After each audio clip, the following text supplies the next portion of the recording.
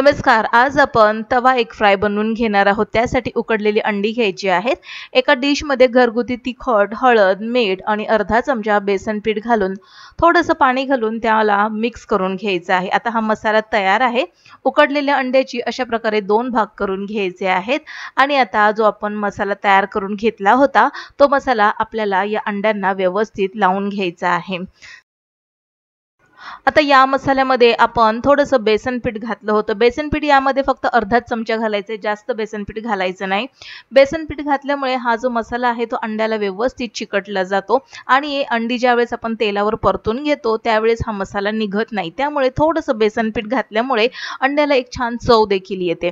आता तव्यावरती थोडंसं तेल घालून आपल्याला अशा प्रकारे अंडी थोडीशी फ्राय करून घ्यायची आहेत. तर आता ही अंडी जी आहेत आपण बनवलेली ते आपण स्टार्टर म्हणून देखील खाऊ शकतो. तर आता याचा व्हिडिओ देखील आपल्या चॅनलवर उपलब्ध आहे. आता आपण कढईमध्ये 2 ते 2.5 चमचे तेल घालून घ्यायचं आहे आणि एक मोठ्या आकाराचा कांदा आणि एक मध्यम आकाराचा टोमॅटो घालून व्यवस्थित आपल्याला या तेलामध्ये परतून घ्यायचे. यामध्ये आपल्याला कुठेही वाटणाचा वापर करायचा नाही. फक्त कांदा आणि टोमॅटो घालून थोडंसं आलं लसूण पेस्ट घालून मस्तपैकी मसाला तयार होतो. यामध्ये आता मी चमचाभर थोडंसं आलं लसूण कोथिंबीरची पेस्ट घालून घेतलेली आहे आणि पुन्हा एकदा हा मसाला आपल्याला व्यवस्थित परतून घ्यायचा आहे. आता घरगुती मसाला घालून घ्यायचा आहे 1 चमचाभर आणि पुन्हा हा मसाला व्यवस्थित परतून घेऊया आपण. यामध्ये आता गरजेनुसार थोडंसं पाणी घालून घ्यायचं आहे आणि पुन्हा एकदा हा मसाला व्यवस्थित मिक्स करून घ्यायचा आहे. तर अशा प्रकारे कालथ्याच्या सहाय्याने किंवा चमच्याच्या सहाय्याने व्यवस्थित गोलाकार पद्धतीने फेटल्यासारखं जर केलं तर कांदा आणि टोमॅटो मऊ पडलेला असतो. त्यामुळे लगेचच त्याची छान अशी दाटसर पेस्ट तयार होण्यास मदत होते. पुन्हा मी थोडंसं पाणी घालून घेतलेलं आहे, कोथिंबीर घालून घेतलेली आहे आणि याला आपण आता एकदा मिक्स करून घेऊया.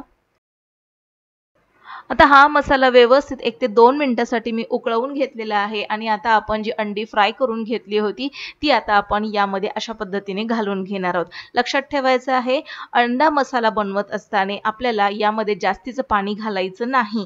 आता थोड्याच पाण्यामध्ये थोडाच मसाला तयार करून थोड्याच पाण्यामध्ये ही अंडी व्यवस्थित आपल्याला शिजवून घ्यायची. 1 ते 2 मिनिटं व्यवस्थित शिजवून घेतल्यानंतर अंडा मसाला तयार झालेला आहे. तोपर्यंत आपण इथे ज्वारीची भाकरी तयार करून घेणार आहोत. तसं पाहायला गेलं तर अंडा मसाला हा तुम्ही पावासोबत देखील खाऊ शकता नाश्त्यासाठी.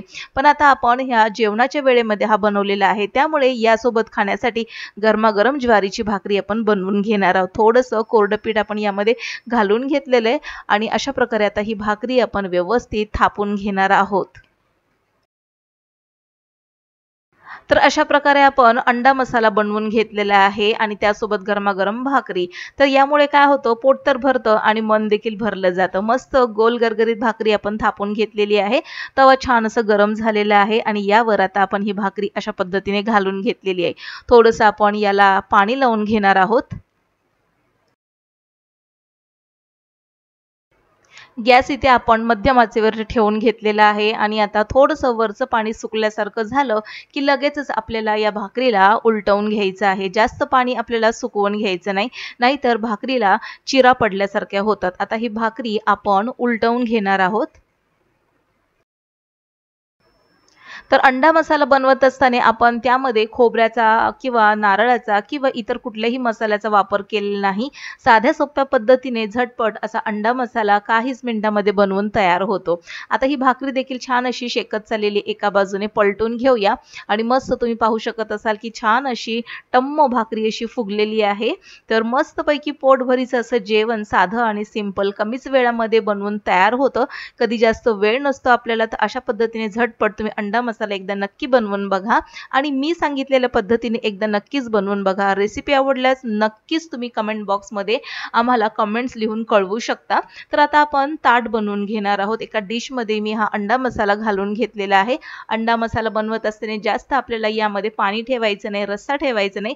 ग्रेव्ही वाटेल अशा पद्धतीने अंडा मसाला आपण बनवून घेतलेला आहे आणि थोडीशी कोथिंबीर घालून याला सजवून घेऊया. थोडासा कांदा आपण ठेवून घेतलेला आहे.